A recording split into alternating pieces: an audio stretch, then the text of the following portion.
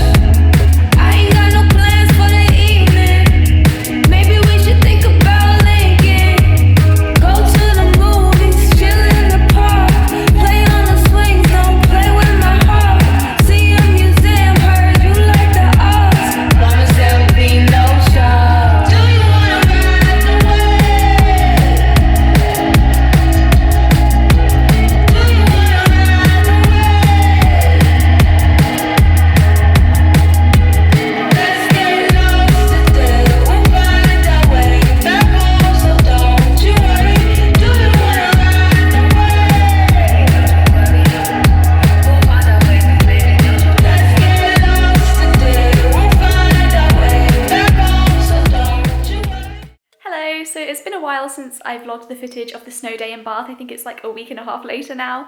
But since the snow day, my life has been pretty crazy because I had the interim review at university, which is like the halfway through presentation, show your work so far of the project I'm doing. So the whole week I was going to bed at like 3:30 a.m. each night, and the night before the presentation I pulled an all-nighter. I didn't sleep and I felt awful afterwards, so it's taken me a while to recover since then, and obviously I didn't have time to vlog because I've been so busy. But today I have a fun day planned. I'm going to go to Wells, which is a beautiful city, which is not too far from Bath. It's in Somerset, and there's a really famous cathedral, there's the Bishop's Palace, there's like a lovely moat with swans in it. The town is very old and beautiful, and I'm going to go out, have some lunch there and just walk around.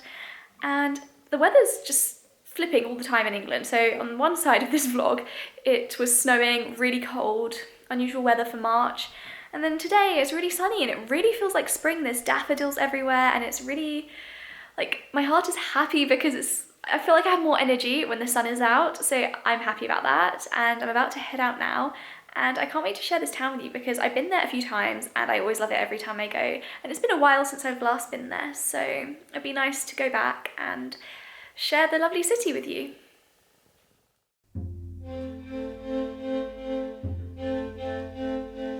Wells, located in the Mendip district of Somerset and only a 40-minute drive from Bath, has been classified as a city since medieval times and is often described as England's smallest city. Walking around Wells, you certainly get more of a village feel than a city one. The place just oozes with history, and every corner reveals a beautiful historic facade or a narrow cobbled street. For instance, walking through this grand gated entrance at the end of the high street, I was transported to a peaceful park with a castle surrounded by a moat and swans, a world away from the hustle and bustle of the Saturday market just on the other side of the wall. Having been an important church city since the 8th century, today the city is famous for its exceptionally preserved ecclesiastical quarter. These historic fortified walls surround the Bishop's Palace, which makes up part of the complex.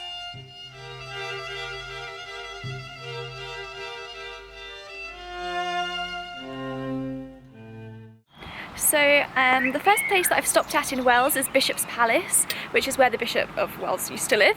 And it's really interesting because they have gowns at the bishops wore and lots of information about the past bishops. It's a very beautiful palace and it's so idyllic and peaceful here. It's surrounded by a moat with swans and ducks and lined with daffodils, and I can really feel spring today. It's giving me lots of energy and it's making me very happy, hence the spring outfit. I've got this beautiful satin scarf that I bought in Paris in one of the brocantes.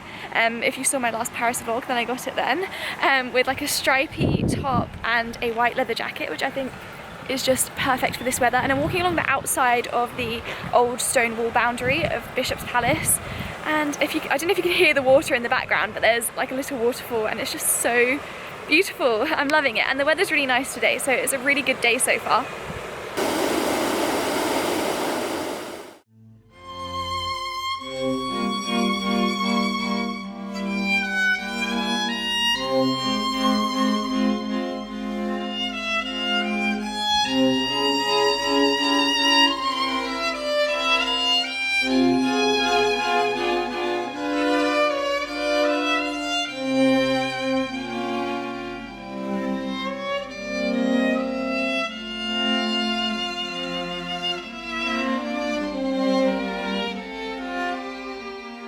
I've just been walking around and I've come to an area where there's lots of little like ponds, and I found this little sign which explains about a series of wells. I know it's a bit dirty, sorry about how gross it is, but there's a series of wells that rise up in this area and they come up as little ponds, and I suppose that's why the city is called Wells, which I didn't realise before, so there you go. After reading further into it later, I discovered that Wells is in fact named after the 3 wells dedicated to St Andrew, one of which is in the market square, while the other 2 are in the grounds of the Bishop's Palace. It was such a wonderful surprise to find the magnolia in bloom upon entering the grounds. For me, this is one of the signs that spring has arrived, and it was a particularly beautiful tree covered in delicate pale petals. The Bishop's Palace has been home to the bishops of the Diocese of Bath and Wells for 800 years. Built in 1210, the original palace was surrounded by a medieval deer park, and the moat was added later in the 14th century. This is the bishop's private chapel, and as well as this, there are the grand palace interiors, ruined Great Hall, the gatehouse, and the idyllic gardens to explore.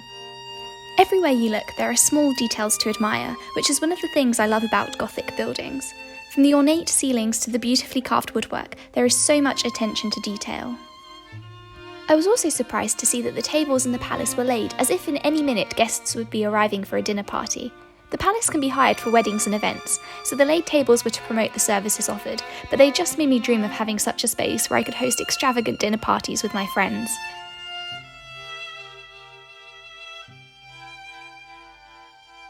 Afterwards, I went outside to walk around the gardens, which, despite not being in their prime season to visit, were beautiful nonetheless. I was lucky to have such lovely weather, so it was the perfect day to wander the peaceful grounds and soak in the energy of early spring.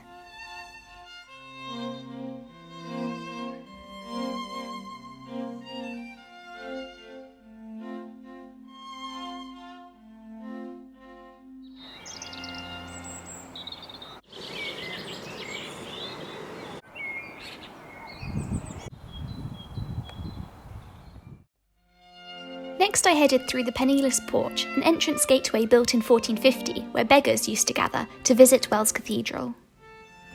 The cathedral, dedicated to St Andrew the Apostle, is one of the most famous cathedrals in England, and has even been called unquestionably one of the most beautiful and the most poetic cathedral in the country. Built between 1175 to 1490, it is considered Europe's first truly Gothic structure, and its facade features an impressive 300 sculpted figures. I am always amazed at what they could achieve at the time, when everything was done by hand without the technology we have today. A visit to the cathedral is worth it just for the facade alone, but the inside is just as spectacular.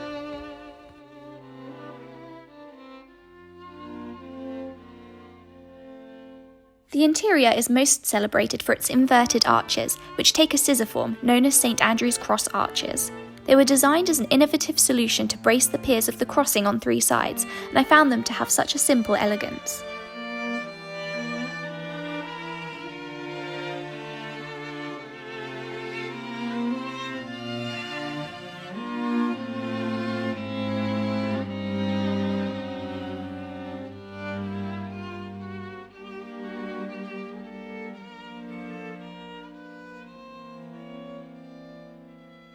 Wells Cathedral is one of those places that succeeds in inspiring a feeling of awe and spirituality.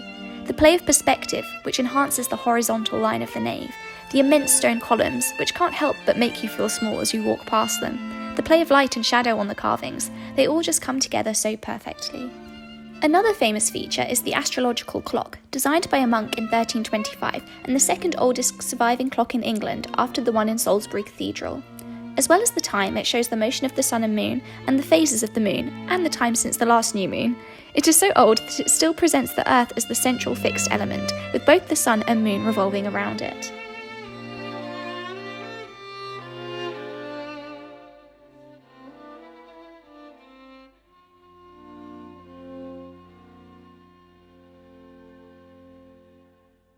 So now, after looking around the cathedral, I've come to Vicar's Close, which is this really famous street that's just really beautiful, and it's obviously where all of the priests and the people who worked in the cathedral used to live, and the cathedral is just at the end of the lane. Like, you can go and there's a door on the opposite side of the road that goes into the cathedral, and this is just full of these beautiful houses, and the perspective is amazing because all the chimneys lining them in the terraces is just stunning, and they're so sweet, like little cottages. Really cute. And yes, just having a nice little walk and enjoying the beauty and the cobbled stones.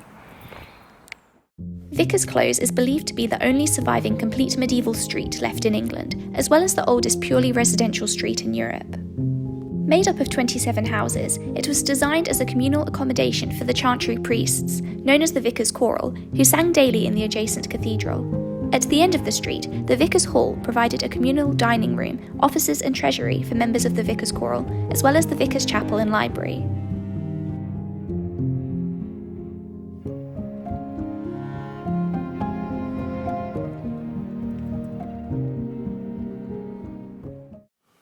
Hi, so I'm back from Wells and I had a really good time. It's such a beautiful city, the architecture is amazing, and they had a lovely market on. I didn't even realise they would have a market on in the square, so it was nice to walk around there, and they had lots of stalls with like local farmers and producers selling cheese and meats, pies, cakes, plants, everything basically. So it was nice to wander around and there was a lovely atmosphere. And I did pick something up from Superdrug because I saw this Nivea lip oil and I was really drawn to it because I'm really into lip glosses at the moment, but this one's obviously like a lip gloss but more nourishing, and I know that the Dior lip oil is all the rage at the moment, and I do have that and I like it very much and I like to use it, but obviously it's more expensive. So I thought I would try out this one because I love Nivea products. Like, the hand cream is the best one. I always struggle with really dry hands, and the Nivea hand cream is the best. So I thought I would try the lip oil because I'm really intrigued. This is what the container looks like. And they had two. They had a natural one and then they had a rosé one. And I got the rosé because I want more of a tint. So yeah, I haven't got any lipstick on at the moment. So we'll see what this looks like on my plain lips. I'm really excited to try this. So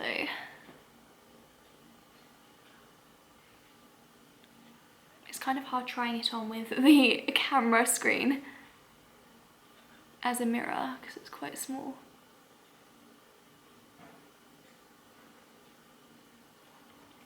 It tastes really nice. Not that I'm eating it, but I can taste it as I put it on.